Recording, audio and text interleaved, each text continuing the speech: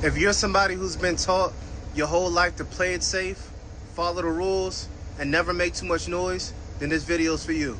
See, from a young age, most of us were conditioned to fear risk, right? To think failure is final. We were taught to color inside of the lines, follow the crowd, and avoid taking big swings because those big swings come with big consequences. But here's the truth, and here's the real truth. Nothing meaningful happens without risk, and I mean nothing. So down to the people you actually admire, the ones landing the high-paying cybersecurity positions, building businesses, changing their lives, they took a shot. They leaned into failure, and they saw it not as an end, but as data, feedback, and a stepping stone. And the same exact principles applies to interviewing and salary negotiations. So if you walk into a negotiation playing it safe, asking for the bare minimum, hoping not to rock the boat, you've already lost the game. You got to understand, because negotiation isn't just about money, it's about an actual mindset. So let me give you a practical example. So let's just say you're comfortable making around $120,000 a year. That's your baseline. So if that's where you start your negotiation, there's no room to go down.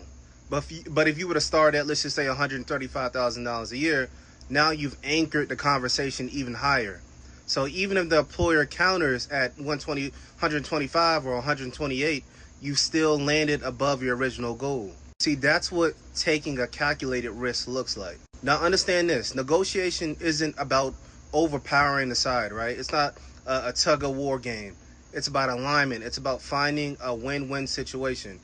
And part of that is being ready to negotiate beyond salary at the same time. If they can't meet your number, ask more flexibility, more remote, working days, a signing bonus, a better job title, training stipends. There's many different ways to find common ground, but only if you speak up. And do not let fear talk you out of asking these questions. Employers want you to negotiate. They want you to ask specific questions. See, most people sabotage their own negotiations because they're afraid of being seen as difficult or greedy. That's the system talking. That's decades of conditioning, whispering in your ear, don't take up too much space. You gotta unlearn that. You gotta forget that. See, again, negotiation isn't about being aggressive. It's about being intentional.